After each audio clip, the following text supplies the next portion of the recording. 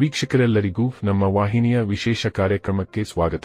ಇವತ್ತಿನ ಈ ವಿಡಿಯೋದಲ್ಲಿ ನಾವು ವರ್ಷ 2025ರ ಮೇ ತಿಂಗಳಿನ 31ನೇ ತಾರೀಕಿನವರೆಗೂ ರೂಪುಗೊಳ್ಳುತ್ತಲಿರುವ ಶುಕ್ರ ಮತ್ತು ಶನಿದೇವರಿರುವರ ಅತ್ಯಂತ ವಿರಳ ಸಂಯೋಗವೊಂದರ ಕುರಿತಾಗಿರುವ ವಿಶೇಷ ಮಾಹಿತಿಯನ್ನ ಅರಿತುಕೊಳ್ಳಲಿದ್ದು, ಇಲ್ಲಿ ಈ ಅತ್ಯಪರೂಪದ ಸಂಯೋಗದ ವಿಶೇಷ ಪ್ರಭಾವಗಳು ಪ್ರತ್ಯೇಕ ರೂಪದಲ್ಲಿ ಧನು ರಾಶಿಯ ಜಾತಕದವರ ಪಾಲಿಗೆ ಹೇಗೆ ಸಾಬೀತಾಗಲಿವೆ. ಇಲ್ಲಿ ಈ ಎರಡು ಮಿತ್ರ ಗ್ರಹಗಳ ಮಹಾ ಸಂಯೋಗದ ವೇಳೆಯಲ್ಲಿ ಧನು ರಾಶಿಯ ಜಾತಕದವರು ಹೊಂದಲಿರುವ ಫಲಗಳಾವು ಅನ್ನೋದೆಲ್ಲವನ್ನ ವಿಸ್ತಾರ ರೂಪದಲ್ಲಿ ಅರಿತುಕೊಳ್ಳೋಣ. ಆದರೆ ಅದಕ್ಕೂ ಮುನ್ನ ಎಂದಿನಂತೆ ನಮ್ಮ ವಿನಂತಿ ಎಂದರೆ, ನೀವಿನ್ನೂ ನಮ್ಮ ಚಾನೆಲ್ ಅನ್ನು ಸಬ್ಸ್ಕ್ರೈಬ್ ಮಾಡಿಲ್ಲವೆಂದರೆ ಈ ಕೂಡಲೇ ನಮ್ಮ ಚಾನೆಲ್ ಅನ್ನು ಸಬ್ಸ್ಕ್ರೈಬ್ ಮಾಡಿ.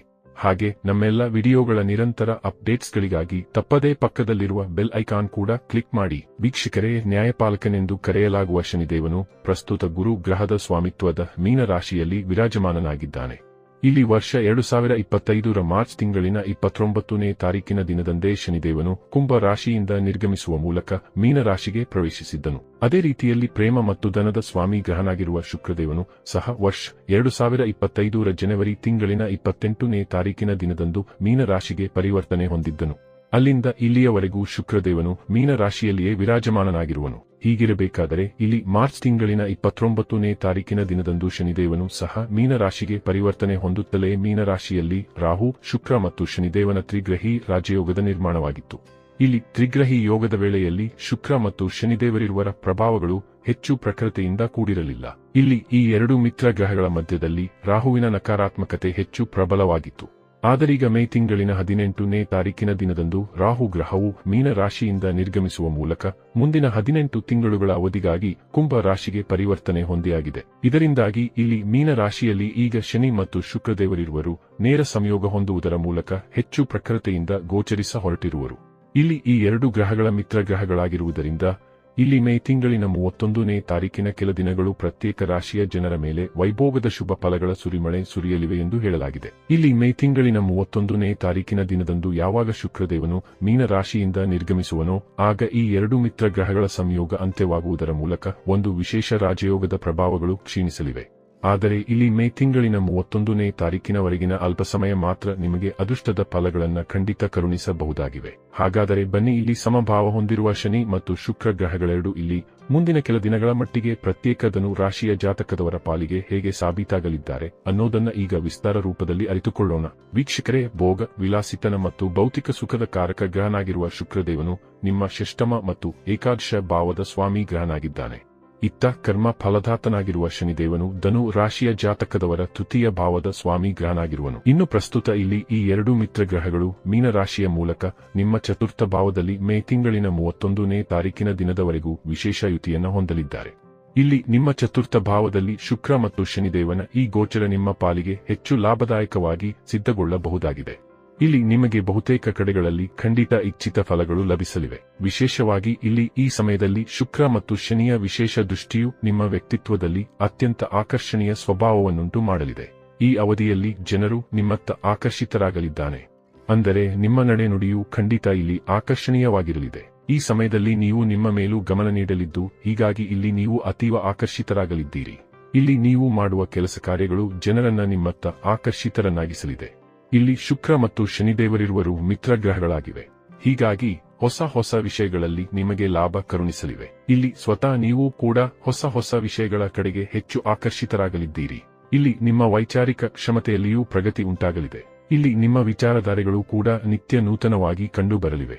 ಹೀಗಾಗಿ ಇಲ್ಲಿ ನೀವು ಹೊಸ ವಿಷಯಗಳನ್ನು ಅರಿತುಕೊಳ್ಳುವುದರ ಜೊತೆಗೆ ವಿಭಿನ್ನ ಕಾರ್ಯಗಳನ್ನು ಮಾಡಲು ಮುಂದಾಗಲಿದ್ದೀರಿ. ಕೆಲ ಬಾರಿ ಅವಶ್ಯಕ ರಿಸ್ಕ್ ಕೂಡ ತೆಗೆದುಕೊಳ್ಳಲಿದ್ದೀರಿ. ಇಲ್ಲಿ ನಿಮ್ಮಲ್ಲಿರುವ ಕಲೆಯು ಹೊರ ಜಗತ್ತಿಗೆ ತೋರ್ಪಡಿಸುವ ಅವಕಾಶವೂ ಕೂಡ ಈ ಅವಧಿಯಲ್ಲಿ ನಿಮಗೆ ಲಭಿಸಬಹುದಾಗಿದೆ. ಅಂದರೆ ಇಲ್ಲಿ ನಿಮ್ಮ ಕಲೆಯ ಪ್ರದರ್ಶನಕ್ಕೆ ಖಂಡಿತ ಉತ್ತಮ ವೇದಿಕೆ ಮತ್ತು ಪ್ರೋತ್ಸಾಹದ ಪ್ರಾಪ್ತಿ ಉಂಟಾಗಲಿದೆ. ಇನ್ನು ಇಲ್ಲಿ ಯಾರು ಲೇಖನ ಕ್ಷೇತ್ರ, ಮಾಧ್ಯಮ ಕ್ಷೇತ್ರ, ರಚನಾತ್ಮಕ ವೃತ್ತಿಯಲ್ಲಿ ತೊಡಗಿದ್ದಾರೋ ಅಂತವರ ಪಾಲಿಗೂ ಈ ಸಮಯ ಅತ್ಯಧಿಕ ಫಲಪ್ರದವಾಗಿರಲಿದೆ. ಇಲ್ಲಿ ಅನೇಕ ಹೊಸ ಪ್ರಸ್ತಾವನೆಗಳು ನಿಮಗೆ ಲಭಿಸಲಿವೆ. ಇಲ್ಲಿ ನಿಮಗೆ ಅನೇಕ ಲಾಭದಾಯಕ ಯೋಜನೆಗಳು ಕೂಡ ಲಭಿಸಲಿವೆ. ಇಲ್ಲಿ ಶುಕ್ರ ಮತ್ತು ಶನಿದೇವರಿರುವರ ಮಹಾದೃಷ್ಟಿಯ ಕಾರಣ ಇಲ್ಲಿ ನೀವು ಅನೇಕ ರೀತಿಯ ಯಶಸ್ಸು ಪಡೆದುಕೊಳ್ಳಲು ಖಂಡಿತ ಸಾಧ್ಯವಾಗಲಿದೆ. ಇಲ್ಲಿ ಯಾತ್ರೆಗಳ ಪ್ರಬಲ ಯೋಗಗಳು ಕೂಡ ರೂಪುಗೊಳ್ಳಲಿವೆ. ಇಲ್ಲಿ ನೀವು ಅತ್ಯಂತ ಸುಂದರ ತಾಣಗಳಿಗೆ ತೆರಳಬಹುದಾದ ಸಾಧ್ಯತೆಗಳು ಕೂಡ ಇಲ್ಲಿ ಇರಲಿವೆ. ಇಲ್ಲಿ ನಿಮ್ಮವರೊಂದಿಗೆ ಹೊರಗಡೆ ವಿಹರಿಸುವ ಕಾರಣ ನಿಮ್ಮ ಮನಸ್ಸು ಈ ಅವಧಿಯಲ್ಲಿ ಅತ್ಯಂತ ಪ್ರಫುಲ್ಲಕರವಾದ ಅನುಭೂತಿಯನ್ನ ಹೊಂದಿರಲಿದೆ. ವಿಶೇಷವೆಂದರೆ ಇಲ್ಲಿ ನಿಮ್ಮ ವೃತ್ತಿ ಜೀವನಕ್ಕೆ ಸಂಬಂಧಿತ ಯಾತ್ರೆಗಳು ಸಹ ನೆರವೇರಬಹುದಾಗಿದ್ದು, ಈ ಯಾತ್ರೆಗಳ ಉದ್ದೇಶಗಳು ಸಹ ವಿಶೇಷ ರೀತಿಯಲ್ಲಿ ಸಂಪನ್ನಗೊಳ್ಳಲಿವೆ. ಇಲ್ಲಿ ಶುಕ್ರ ಮತ್ತು ಶನಿದೇವನ ಯುತಿಯ ಪ್ರಭಾವಗಳು ನಿಮ್ಮ ವೈಯಕ್ತಿಕ ಜೀವನದ ಮೇಲೂ ಹೆಚ್ಚು ಪ್ರಭಾವಗಳನ್ನು ಖಂಡಿತ ಬೀರಬಹುದಾಗಿವೆ. ವಿಶೇಷವಾಗಿ ದಾಂಪತ್ಯ ಜೀವನದಲ್ಲಿ ಸಕಲ ಸಮೃದ್ಧಿಯ ಫಲಗಳು ಲಭಿಸಲಿವೆ. ಜತೆಗೆ ಇಲ್ಲಿ ಈ ಶುಭ ಸಮಯವು ನಿಮ್ಮ ಪಾಲುದಾರಿಕೆಯ ವ್ಯಾಪಾರದಲ್ಲಿಯೂ ಭರಪೂರ ಫಲಗಳನ್ನು ಪ್ರದಾನ ಮಾಡಲಿದೆ. ಇಲ್ಲಿ ಯಾವುದೇ ತರಹದ ಪಾಲುದಾರಿಕೆ ವ್ಯಾಪಾರ ಮಾಡುತ್ತಲಿದ್ದರೂ ಅಲ್ಲಿ ಅತ್ಯಂತ ಸಮೃದ್ಧಿಯ ಫಲಗಳು ಖಂಡಿತ ನಿಮಗೆ ಲಭಿಸಲಿವೆ. ಈ ಸಮಯವು ನಿಮ್ಮ ಪರಿವಾರದಲ್ಲಿ ಖುಷಿಯ ಫಲಗಳನ್ನು ಹೊತ್ತು ತರಲಿದೆ. ಇಲ್ಲಿಂದ ನಿಮ್ಮ ಪರಿವಾರದಲ್ಲಿ ಸುಖ ಸಮೃದ್ಧಿಯೂ ಕೂಡ ವೃದ್ಧಿಸಲಿದೆ. ಈ ಎಲ್ಲದರ ಜತೆಗೆ ಇಲ್ಲಿ ನೀವು ನಿಮ್ಮ ಆದಾಯದ ಮೂಲಗಳನ್ನು ಸಹ ವೃದ್ಧಿಸಬಹುದಾಗಿದೆ. ಇಲ್ಲಿ ಎಲ್ಲವೂ ಸುಭದ್ರವಾಗಿ ಮುನ್ನಡೆಯಲಿದೆ. ಇಲ್ಲಿ ಈ ಎರಡೂ ಗ್ರಹಗಳ ಯುತಿಯಿಂದಾಗಿ ಇಲ್ಲಿ ನಿಮ್ಮ ಕರಿಯರ್ನಲ್ಲಿಯೂ ವಿಶೇಷ ಪ್ರಗತಿ ಕಂಡುಬರಲಿವೆ. ಇಲ್ಲಿ ನಿಮ್ಮ ಕರಿಯರ್ ಖಂಡಿತ ಏರುಗತಿಯಲ್ಲಿ ಇರಲಿದೆ. ಹೀಗಾಗಿ ಈ ಸಮಯಾವಧಿಯು ನಿಮ್ಮ ಪಾಲಿಗೆ ಫಲಪ್ರದವಾಗಿ ಸಾಬೀತಾಗಲಿದೆ. ಈ ವಿಶೇಷ ಸಮಯದಲ್ಲಿ ನಿಮಗೆ ಅನೇಕ ರೀತಿಯ ಶುಭ ಸಮಾಚಾರಗಳ ಪ್ರಾಪ್ತಿಯೂ ಕೂಡ ಉಂಟಾಗಲಿದೆ. ವ್ಯಾಪಾರ ನೌಕರಿಯಲ್ಲಿ ಉನ್ನತಿಯ ಫಲಗಳು ಲಭಿಸಲಿವೆ. ಇಲ್ಲಿ ವಿಶೇಷವಾಗಿ ವಿದ್ಯಾರ್ಥಿಗಳು ಹೆಚ್ಚು ಪರಿಶ್ರಮ ಮಾಡಲಿದ್ದು, ಈ ಪರಿಶ್ರಮದ ಫಲವಾಗಿ ಉತ್ತಮ ಫಲಿತಾಂಶವೂ ಕೂಡ ಲಭಿಸಲಿದೆ. ವಿಶೇಷವೆಂದರೆ ಇಲ್ಲಿ ನೀವು ರಿಸ್ಕ್ ತೆಗೆದುಕೊಂಡು ಮಾಡುವ ಕೆಲಸ ಕಾರ್ಯಗಳು ಕೂಡ ನಿಮ್ಮ ಹಕ್ಕಿನಲ್ಲಿಯೇ ಕಂಡುಬರಲಿವೆ. ಇಲ್ಲಿ ನಿಮ್ಮ ಗುಣ ಸ್ವಭಾವದಲ್ಲಿಯೂ ವಿಭಿನ್ನ ಹೊಳಪು ಕಂಡುಬರಲಿದೆ. ಹೀಗಾಗಿ ನಿಮ್ಮ ಸುತ್ತಮುತ್ತಲೂ ಇರುವ ಜನರು ನಿಮ್ಮ ಮೇಲೆ ವಿಶೇಷ ದೃಷ್ಟಿಯನ್ನು ಸಹ ಬೀರಲಿದ್ದಾರೆ. ಇಲ್ಲಿ ಶುಕ್ರದೇವನ ಶುಭ ದೃಷ್ಟಿಯು ಅನೇಕ ಜಾತಕದವರ ಜೀವನದಲ್ಲಿ ವಿವಾಹ ಯೋಗವನ್ನು ಕರುಣಿಸಲಿದೆ. ವಿಶೇಷವಾಗಿ ಇಲ್ಲಿ ಪ್ರೇಮ ವಿವಾಹದ ಅವಕಾಶಗಳು ಕೂಡ ಕಂಡುಬರಲಿವೆ.